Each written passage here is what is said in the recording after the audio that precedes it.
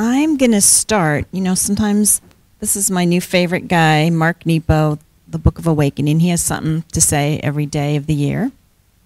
And I don't hit it every day, but I hit yesterday, and it was awesome. So this is called Surrender Like a Duck. See why I like it?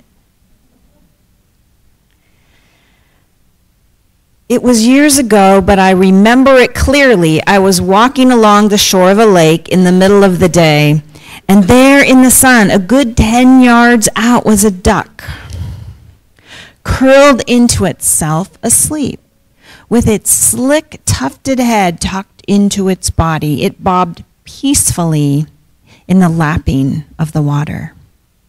This little scene undid me. For here was an ultimate lesson in trust.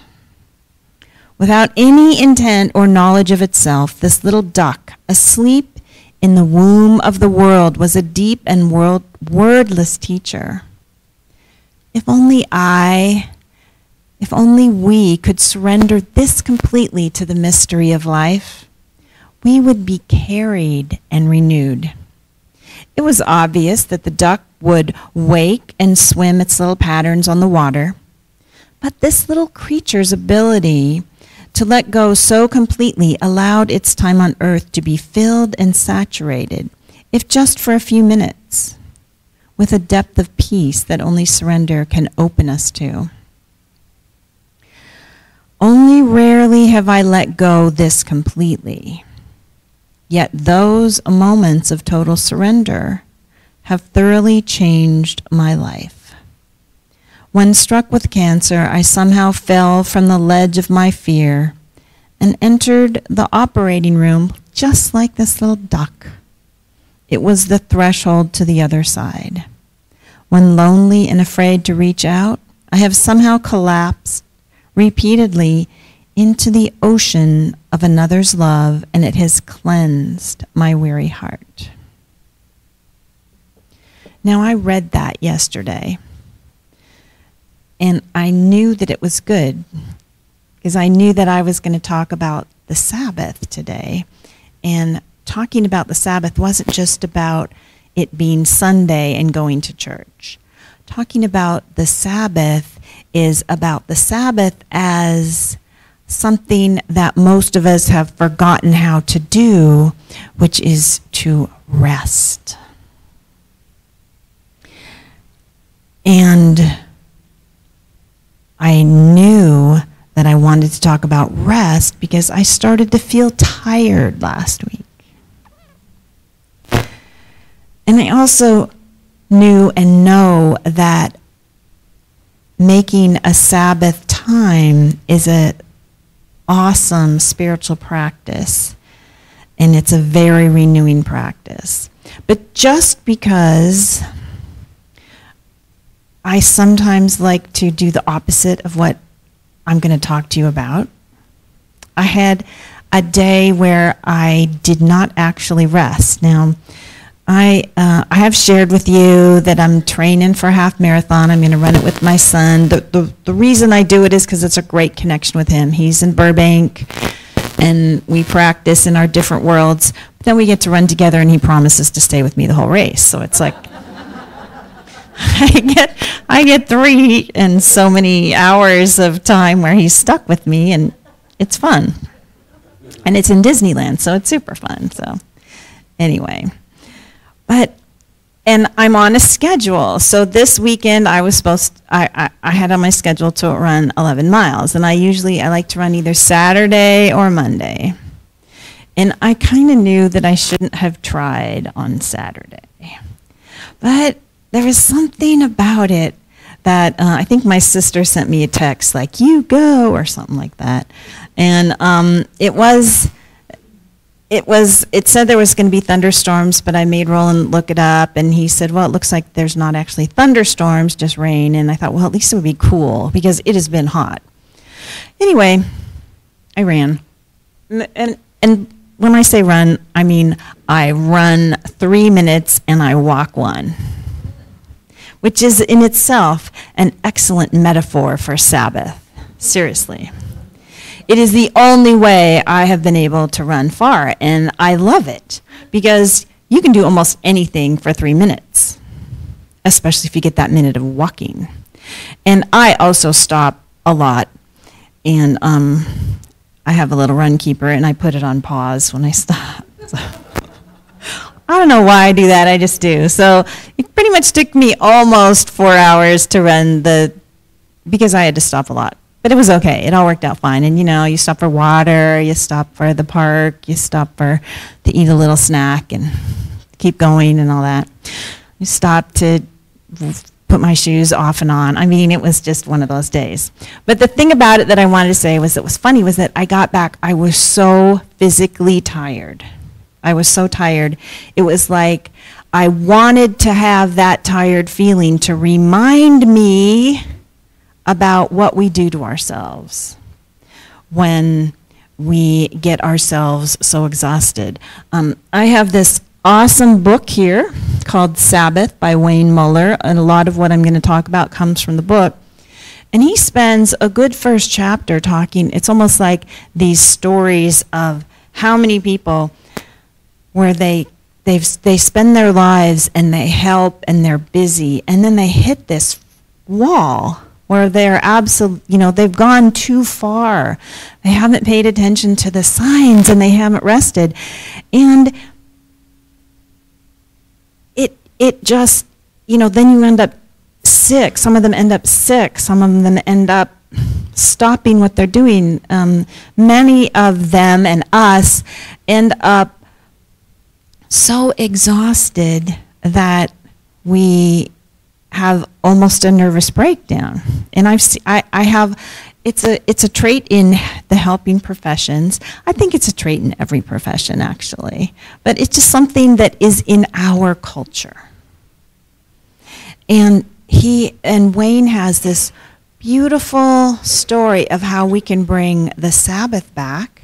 And he starts off with talking about that Jewish tradition. Now, the Jewish tradition is Friday night, when it's sunset, you start the Sabbath. And then it goes, I think, till the next sunset. And it's rest. Now, we want to take it away from any thoughts of not fun. It's not about not having fun for 24 hours.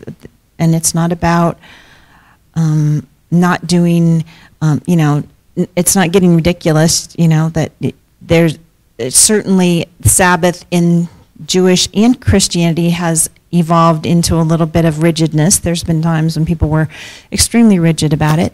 Sometimes Christians remember a day of you had to go to church in the morning, you had to go to church in the afternoon, and you couldn't do anything fun, and you couldn't play outside. Some people have those kind of memories. This is a different thing completely. This is about rest and renewal and fun. And you can't say it's not in the Bible, because it's just smack in the Bible. On the seventh day, God made rest. So Jesus knew to rest and to come away.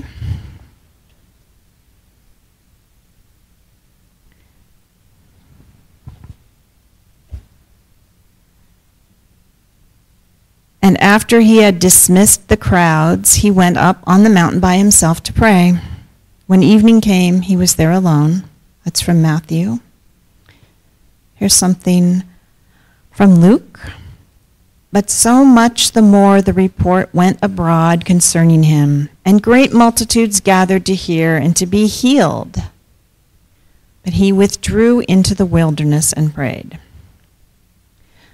And this is what Wayne says. Jesus did not wait until everyone had been properly cared for, until all who had sought him were healed. He did not ask permission to go, nor did he leave anybody behind on call, or even let his disciples know where he was going. Jesus obeyed a deeper rhythm. When the moment for rest had come, the time for healing was over. He would simply stop, retire to a quiet place, and pray.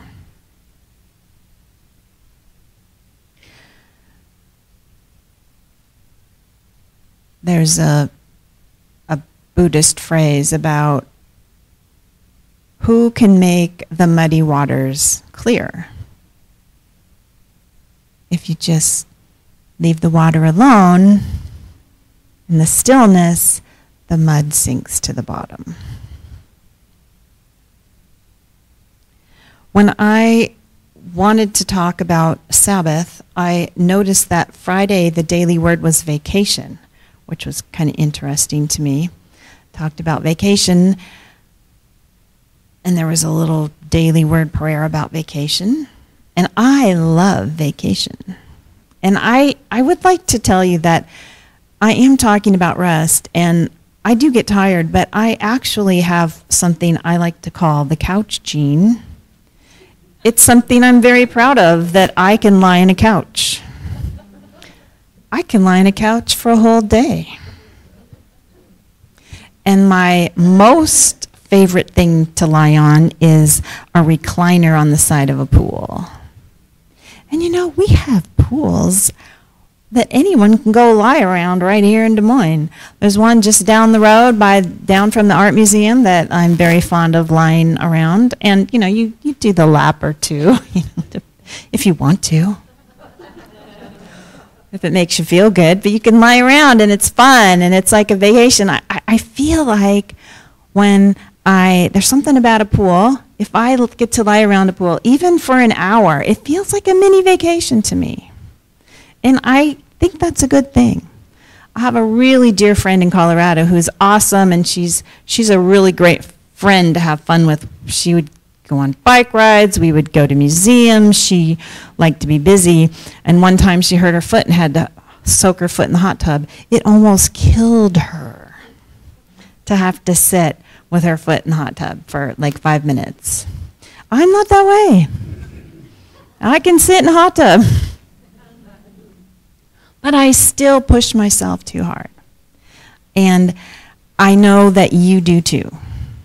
Because if I have the couch gene and I still get tired, I'm pretty sure that all of you guys keep giving and keep going and keep showing up. And that's all good, but do you stop? Do you pause? It's actually part of your spiritual work and your spiritual walk. So anyway, I just want to say a little bit of telling on myself. I was so tired. I probably didn't eat enough running food when I ran, and I ended up being really tired on Saturday. And I kept going. And I sat down to write this talk finish the talk at about 4 o'clock yesterday. And it was like I like to come on Sunday with what I like to call my true self, okay? My integrated, mostly adult self. The self that really is connected to the Christ within. That's who I like to have show up. But yesterday, there was no sign of that self. There was a tired, whiny 3-year-old. And I mean, I knew right then, okay, there is one thing I know for sure that will help me through this, and that is to be honest and to be with the whiny self, you know? So the whiny self just said, well, I'm not going to write this now. So that was a good choice. But there's also another part of me that was saying, well, you have to do this, this, and this. So if I had really been totally honest and just let the 3-year-old have its way and do whatever I needed to do as far as rest, it probably would have been the best thing. But I pushed myself a little bit more, and so I spread a little whininess just a little more out in the universe.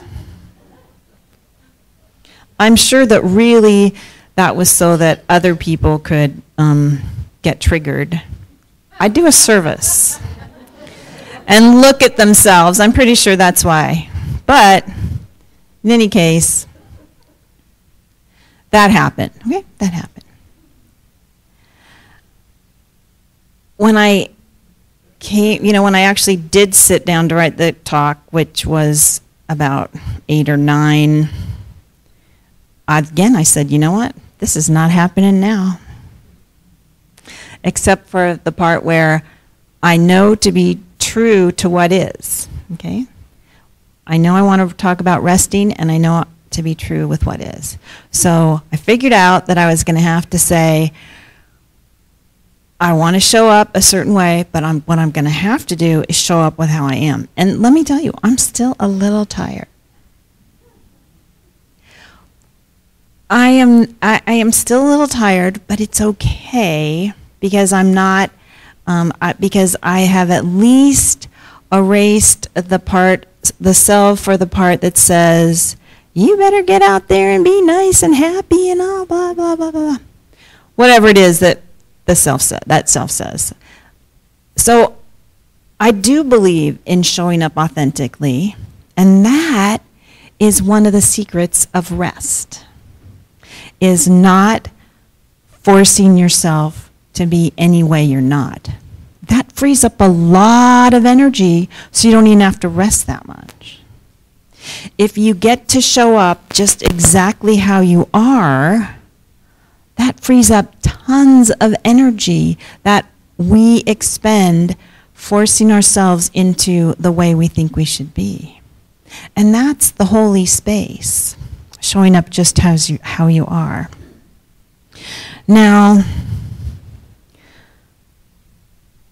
I knew that it would all work out because I have an agreement with Spirit that I pick a topic and I'm going to get inspired by Sunday at 10:30.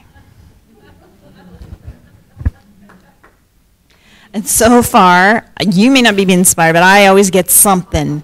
In the middle of the night, and I'm always willing to wake up. If it hits me in the middle of the night, it hit me at 2:30, I got up, I pulled it together.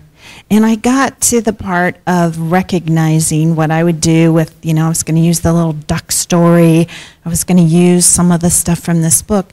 And the last couple of things I want to tell you from this book is I do believe that we could, each of us, add some actual Sabbath time into our lives and our week. Okay, that means a spiritual practice. And he has a ton of spiritual practices. I want to mention some of them and how much I think they would enrich our lives, because the practice of Sabbath, which is just to create an emptiness. When I first picked the topic, I thought about what I wanted to write, and I wrote this little thing, which I put in the weekly email I send out. It was this: what if we took special care of our soul, brought our sweet self to a restful place, and spent a peaceful afternoon in the spaces between the minutes? What if we stopped arranging the world and instead the world arranged itself around us? What flights might the soul take? If we stop and quiet our mind, Spirit can get in there. We have to create a little space. So here's some awesomely sweet practices of Sabbath. Sabbath, you could make your Sabbath Sunday. It could be a day. It could be an afternoon. It could be a morning. It could be an hour. It could be an hour at the pool on a lounge chair. That's my personal practice. But here are some practices. One of the things is to light Sabbath candles. You decide you're going to have an hour or whatever it is, a day, and you light the candle. And when people start adding that to their life, they've created this space and they light a candle, then the act of lighting the candle becomes a beautiful signal, and you realize, oh, this is going to be this special, restful time. Another practice is to have a Sabbath meal. And it's not a quiet, serious meal. It's just a fun meal. I pretty much like to go out to lunch every Sunday afternoon with whoever wants to go. It's just fun and restful and, well, because I'm not cooking and I get fed and there's fellowship. It's joyful and it's rest and it's fun. In Plum Village, Thich Nhat Hanh rings a bell every now and then, and everybody who is in his village, they hear the bell and they pause for a moment, and they're supposed to take 3 deep breaths, and I think they say one of his, breathe in love, breathe out light kind of thing. Well, you can make your own. I wouldn't use your own phone because you probably just want to answer that. But what about other people's phones? Every time you hear somebody else's phone, you could take a breath and think, here's a moment of rest. I actually, whenever I hear a bird, I kind of do that. It's like bird song does it for me. It might be something like something when you see, every time you see a stoplight, some people do that. You'd probably cut down on road rage, but think of something that works for you. And of course, we all have amazing devices that can ring chimes and bells for us if we want, intermittently or throughout the day. You could make your own bell to ring. You could make your own Plum Village. Okay, this is a sweet one. This is a very sweet one. Apparently, there's a Jewish tradition. At the beginning of the Sabbath, you bless the children. Like, you put your hand on their head and you bless them, Oh, what a beautiful practice. Right now I want, it's like, that feels good. We might want to bless somebody today. Just put your hand on their head and bless them. One of the things I've done for a long time is when I run, I bless the path or the lake. I feel like I personally am responsible for a lot of the happiness around Gray's Lake. Because when I run around Gray's Lake, I bless every step. I bless all the people. I bless all the dogs. I just bless the lake. It's really fun. I do that. So that's a good practice. Bless strangers. Another really fun thing is to just, let's see, it's almost like a ninja blessing. They don't know you're blessing them. You're stealthy. And as they go by, wherever you are, you just bless them. You just bless them.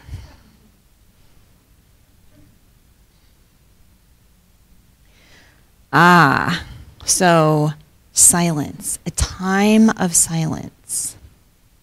I do know that I know that being quiet for a whole day is a good thing, and I probably haven't done it enough. Hi, Sunday school, come on in. I probably haven't been silent enough, but one of the practices that you can do is to give yourself a day of silence or an hour of silence.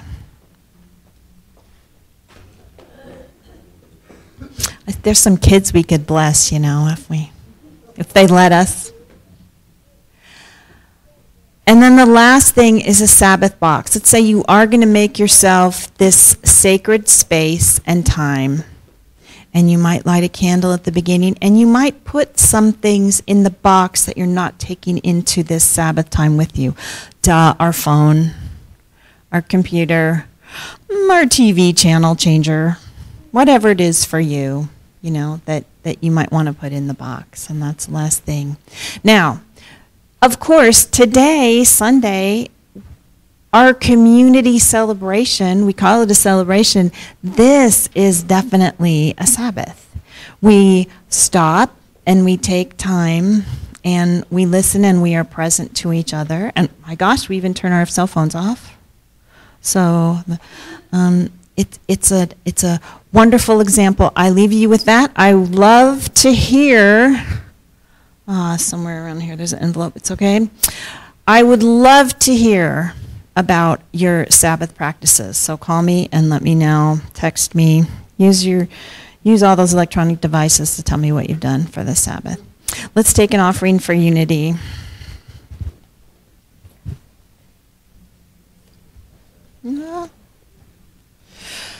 So take your tithe and your love offering in your hand. Let's say our affirmation together. Divine love as me blesses and multiplies all that I am, all that I have, all that I give.